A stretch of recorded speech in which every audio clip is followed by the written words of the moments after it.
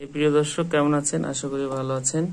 তো আমরা আজকে ত্রিকোণমিতির অঙ্ক করব, আর পাশাপাশি এই অঙ্কটা খুব ভালোভাবে বোঝার চেষ্টা করব এবং অন্যান্য যে অঙ্কগুলো রয়েছে তা আমরা ভিডিওগুলো দেখে আসার চেষ্টা করব। চলুন শুরু করি।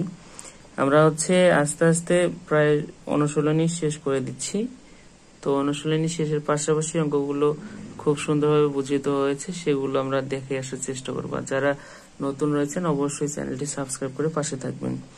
তো দেখুন, এই অঙ্কটা অনেকে অনেকভাবে আপনাদের বুঝিয়ে দিয়েছে অথবা আপনারা করেছেন, তা আমি জাস্ট আলাদা নিয়মে আপনাদের জাস্ট একটু দেখাবো। দেখুন, দেওয়া আছে মান দেখব। দেওয়া আছে যে tan a সমান হচ্ছে 1/√3, আর আপনাকে এটার মান নির্ণয় করতে হবে, অর্থাৎ কোসেক আর সেক এটার মান বের করতে হবে। তা আমরা যদি এখানে একটা ত্রিভুজ আঁকাই, তাহলে ট্যান মানে আমরা কি জানি? ট্যান মানে জানি লম্ব বাই কি ভূমি, অর্থাৎ ট্যান মানে ট্যান এ সমান লম্ব ভাগ ভূমি, টেরা লম্বা ভূত, তাই না? তারপর সাইন মানে কি? সাইন মানে কি সাগরের লবণ অনেক, তার লম্ব ভাগ অতিভুজ। কস মানে কি? কস মানে কবরে ভূত অনেক, তাহলে ভূমি ভাগ অতিভুজ। ঠিক আছে, আমরা এগুলো সবই জানি। তা এখানে সাইন কস কেন নিয়ে আসলাম? সাইন কস মানে কি সেক, আর কসেকের বিপরীত সাইন কস। তাহলে দেখুন, কসেক যদি আমি লিখতে চাই তাহলে 1/sin a, ঠিক আছে। আর যদি সেক লিখতে চাই তাহলে 1/cos a। হ্যাঁ, এই ছিল আমার বোঝার বিষয়। তাই এখানে দেখুন, তাহলে এখান থেকে আমরা কি জানতে পারতেছি যে ট্যান থিটা মানে লম্ব ভাগ কি লম্ব ভাগ ভূমি। তাহলে লম্ব 1, ভূমি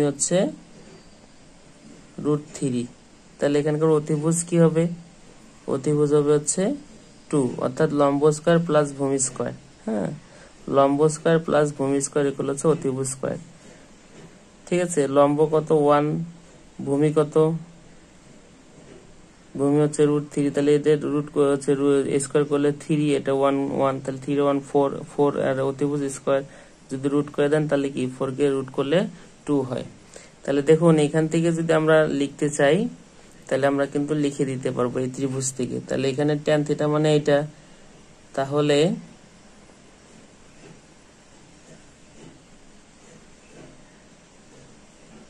দেখুন এখান থেকে আমরা মানগুলো যদি বের করে নিই তাহলে কি কসেক মানে কি জানেন? আমরা কসেক এ সমান আমরা কি জানি বলুন?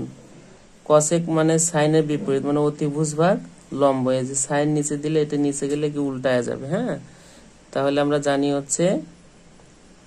অতিভুজ ভাগ লম্ব। তাহলে অতিভুজ কত আপনার? অতিভুজ 2, লম্ব কত? লম্ব √3। তারপর কি আছে? সেক। সেক এ সমান কি জানেন? সেক সমান 1/cos, অর্থাৎ এটার বিপরীত। তাহলে অতিভুজ আর কি ভূমি। তাহলে অতিভুজ কত? অতিভুজ 2।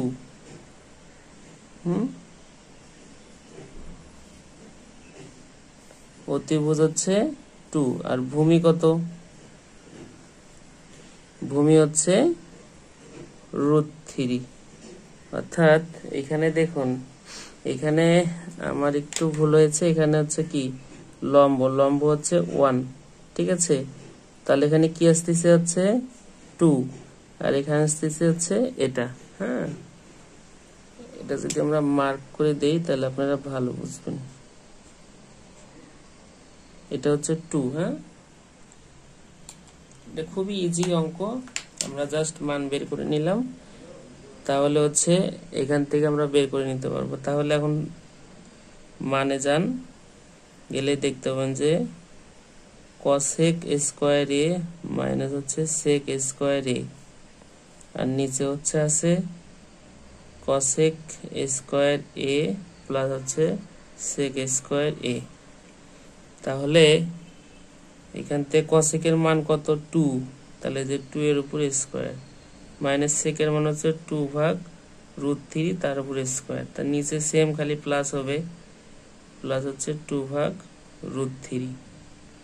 তাহলে কি আসতেছে দেখুন, আমরা যদি এই সাইডে করি 4 মাইনাস 4 ভাগ 3 4 প্লাস 4 ভাগ 3। তাহলে এখান থেকে যদি আমরা এখানে নিয়ে আসি তাহলে কি লসাগু যদি করি তাহলে কি হচ্ছে 3 3 4 কত 12 মাইনাস 4 আর হচ্ছে 3 সেম হবে 12 প্লাস 4। তাহলে কি হচ্ছে এখানে 8 ভাগ 3 আর এখানে কি 16 ভাগ 3, অর্থাৎ 8 ভাগ 3 গুণন হচ্ছে 3 ভাগ 16। এটাতে এটাকে যদি কাটেন 2 থাকে, এটা কেটে দেন, তাহলে অ্যান্সার কত হচ্ছে, অ্যান্সার হচ্ছে হাফ। ঠিক আছে, এটা হচ্ছে আপনার হচ্ছে অ্যান্সার। তো এই ছিল অঙ্কটি। তো অঙ্কটি আসলে খুব ইজি, আপনারা যদি মনোযোগ সহকারে দেখেন তাহলে একবার যদি থিমটা বুঝে যান তাহলে অঙ্কটি নিয়ে আর কোনো সমস্যা হবে না। তো আমরা এইভাবে অঙ্কগুলো করব খুব ইজিলি, কঠিনভাবে যাবেন না, কঠিনভাবে গেলে কঠিন হয়ে যাবে। হ্যাঁ, তা ঠিক আছে, সবাই ভালো থাকবেন, সুস্থ থাকবেন, সবার জন্য শুভকামনা। নতুন ভিডিওগুলো পেতে অবশ্যই আপনারা চ্যানেলটিতে সাবস্ক্রাইব করে রাখবেন আর এবং ভিডিওগুলো দেখবেন।